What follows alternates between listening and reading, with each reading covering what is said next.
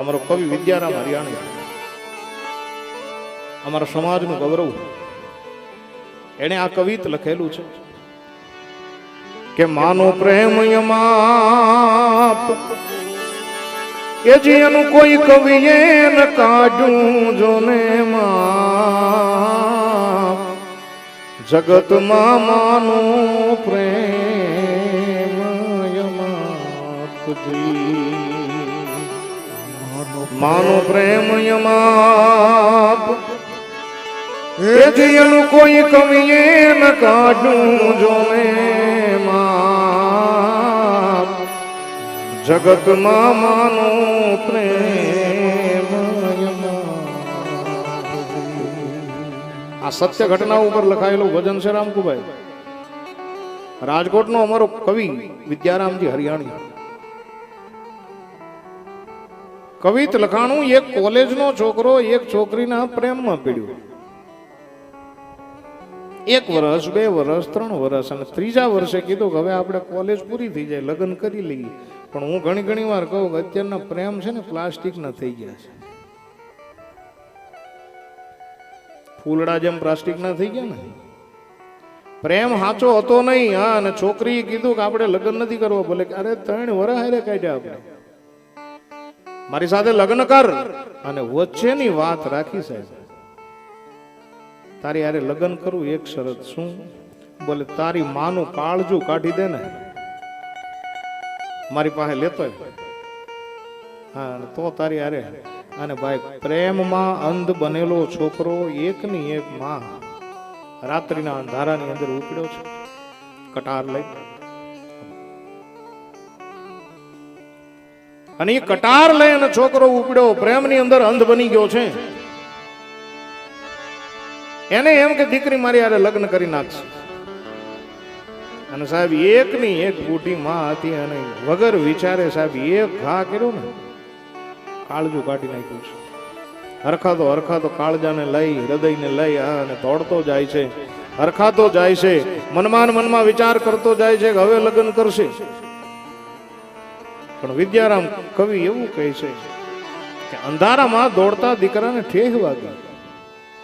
અને જ્યાં ઠેસ વાગી અને સીધું પેલું કાળજું છે ને એક બાજુ પડી ગયું, દીકરો એક બાજુ પડી ગયો અને વિદ્યારામજીની કલમ નીકળી ગઈ. શું કે અંધારામાં એને ઠેસ લાગી એ જીવ ઉછળ્યો આપજી.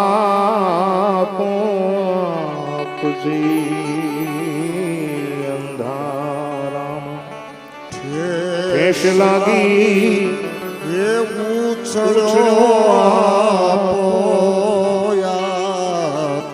અને તેથી ધૂળથી ભરેલું માનું કાળજું બોલ્યું, ધૂળથી ભરેલું માનું હૈયું બોલ્યું. હું બોલ્યું કે તને લાગ્યું નથી મારા બાપ જગતમાં માનો પ્રેમ યમાપજી. માનો પ્રેમ યમાપ એનું કોઈ કવિએ ન કાઢું જોને માં જગતમાં માનો પ્રેમ. આ માનો પ્રેમ છે. અને એટલા માટે કહું કે જગતની અંદર જો માં જીવિત હોય સેવા કરી લેજો. મા બાપની સેવા મહારાષ્ટ્રના સંત પુંડરીક મહારાજ છે. તમને કથાની બધાને ખબર હોય સાહેબ.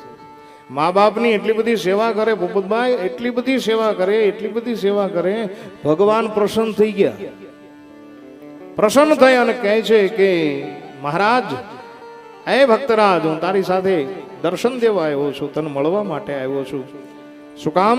બોલે તારા મા બાપની તું એટલી બધી સેવા કરશો ને હું પ્રસન્ન થઈ ગયો છું. ત્યારે ભગવાનને કીધું થોડીક વાર બારણે ઉભા રહ્યો, અત્યારે મારા મા બાપની સેવા કરું છું. ગયો નહીં.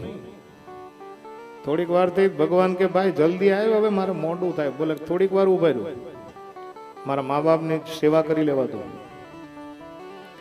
ત્રીજી વાર ભગવાને કીધું કે હે ભક્તરાજ હવે બાપ પ્રસન્ન થયો છો, તું મારી પાસે આવની. ત્યારે એક ઈંટ પડી હતી ને, એ ઈંટવાળાનો ઘા કરીને કીધું કે તમે થાકી ગયા હો તો આની માથે ઉભા રહ્યો, બાકી હજી મારે વાર લાગશે. અને એ ભગવાન ઈંટ માથે ઉભા રહ્યા, અને ઈંટ માથે ઉભેલા ભગવાનનું અત્યારે નામ પડી ગયું વિઠ્ઠલ. મહારાષ્ટ્રની અંદર વિઠ્ઠલ ભગવાનની પૂજા થાય છે. આ મા બાપની સેવાનું પરિણામ છે. અને એટલા માટે કહું, કથા સાંભળી રહ્યા છો ત્યારે મા બાપ છે એ હાલતું ચાલતું મંદિર છે.